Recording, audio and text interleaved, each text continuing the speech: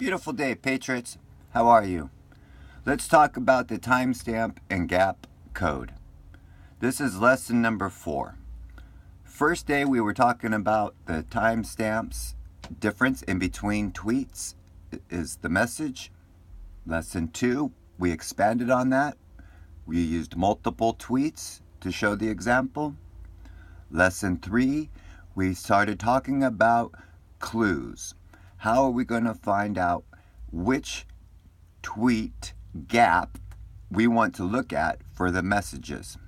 We did the lessons about clues. Let's expand on the clues again today. We had talked about how POTUS Trump sometimes will delete a tweet. So let's say POTUS Trump tweets his first tweet at 12 o'clock noon. He does his second tweet at 1 o'clock. His third tweet at 2:30. We are using the exact same examples that we've used so far. Now, he's going to go ahead and tweet his fourth tweet at 3 p.m., 3 hours after his first tweet of the day. He has misspelt a word in this tweet at 3 o'clock. Let's say he lets the tweet stay up for 1 hour, or however long. That is irrelevant. But now he's decided to put in the correct spelling, so he deletes the tweet at 3 o'clock, reposts a new tweet with all the exact same words except for the misspelt one, which is now correctly spelt. And let's say he put that out 1 hour later at 4 o'clock. So let's review the day's tweets real quick. The first one was at 12. The second one was at 1. The third one was at 2:30. The fourth one was at 3 o'clock. And the fifth one was at 4 o'clock. But the thing is, we have a deleted tweet at 3 o'clock. So if we go to POTUS Trump's Twitter page, we will not see the 3 o'clock tweet that he has deleted, correct? This is called a ghost timestamp. Let's say the new tweet with the new message, with the new spelling of the word correctly was at 4 o'clock. His old tweet was at 3 o'clock. We now have a secret gap that nobody's aware of unless you are paying attention and write down his timestamps and are looking for the message. Correct?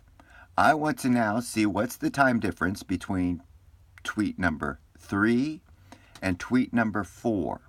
And I'm the only one that can see it because it's been deleted, correct?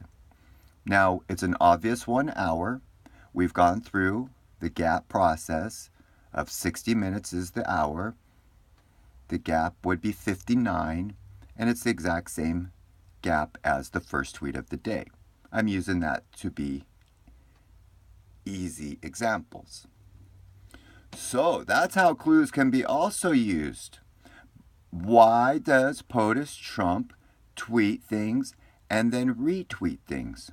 If you notice, sometimes he will tweet something and then just retweet it again with the exact same words, but now a new timestamp. And it makes no sense whatsoever, does it?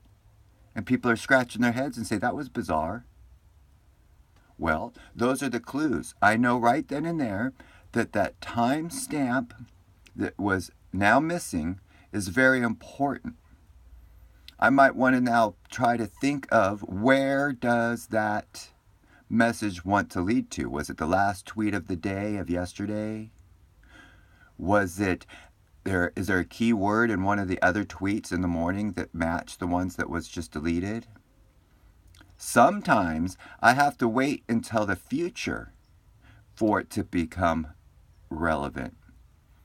I'll be looking and I can't find anything and it doesn't make sense. And then 4 hours later, a new tweet comes in and it has the same word in it and says, look backwards, or something like this, okay? So once again, we're going to be using a lot of precision in the timing with the timestamp and gap code, but we also have to use our gut instincts and look for the clues. Our clues are the things that will show us to look at what mathematical situations we want to use. We don't use our gut and say, oh, maybe we want to use 4 seconds or 10 seconds or, mess with the time. No. We just want the clues to find out which tweets we want to be looking at to connect together. So once again, I hope that helps out on how the clues work. There will be another lesson again on clues because it does happen and it is very obvious once you start getting it. Patriots, the whole thing about this timestamp and gap code, the whole thing about Q, the whole thing about us learning and thinking differently is exactly that. We are learning to think differently. Once we learn to think differently, we have more compassion because we understand that we were lost ourselves at one point in time.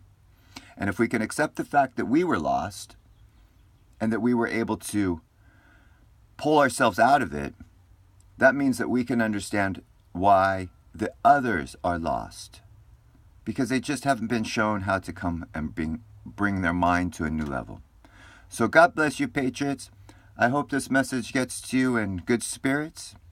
And I have a Twitter page on Twitter called Beautiful Day Patriots United. I have hundreds of examples that you can come over and look at. You can. I've got lessons, more in-depth lessons on that page. I also give examples and show you exactly how I got to each Q drop when I do it. God bless you, Patriots. Godspeed.